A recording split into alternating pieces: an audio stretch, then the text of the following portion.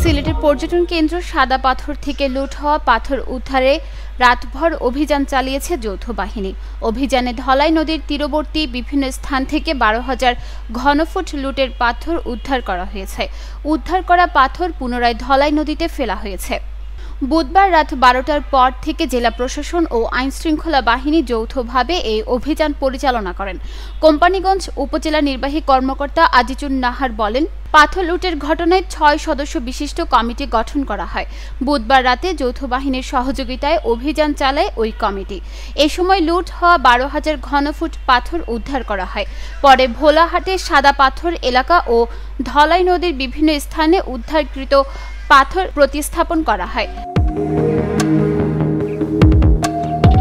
এর আগে বুধবার সন্ধ্যায় সিলেট বিভাগীয় ও জেলা প্রশাসনের উদ্যোগে সার্কিট হাউসে এক জরুরি সমন্বয় সভায় পাথর উদ্ধারের সিদ্ধান্ত নেওয়া হয়। এছাড়াও সভায় সাদা পাথর এলাকায় 24 ঘণ্টা যৌথ বাহিনী দায়িত্ব পালন করার সিদ্ধান্ত নেওয়া হয়। প্রশাসনের জরুরি বৈঠক শেষে রাত 12টার পর থেকে অভিযানে নামে জেলা প্রশাসন ও যৌথ বাহিনী। সিলেট নগরী ও সাদা পাথর এলাকায় রাতভর অভিযান পরিচালনা করা হয়।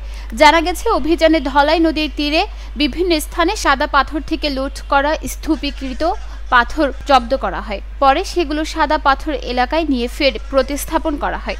এছাড়াও বুধবার রাত 12টার পর থেকে সিলেট ভোলাগঞ্জ সড়কের এয়ারপোর্ট এলাকায় সিলেট ক্লাবের সম্মুখে যৌথ বাহিনী চেকপোস্ট বসিয়ে এই অভিযান পরিচালনা করে।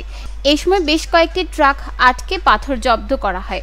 সিলেট মেট্রোপলিটন পুলিশের উপকমিশনার সাইফুল ইসলাম জানান, সাদা পাথর থেকে চুরি হওয়া পাথর উদ্ধারে আমরা প্রশাসনের সঙ্গে সমন্বয় করে চেকপোস্ট বসিয়ে অভিযান পরিচালনা করেছি। লুট করা পাথর উদ্ধারে যৌথ বাহিনীর অভিযান চলমান থাকবে। নিউজ ডেস্ক, চট্টগ্রাম সময়।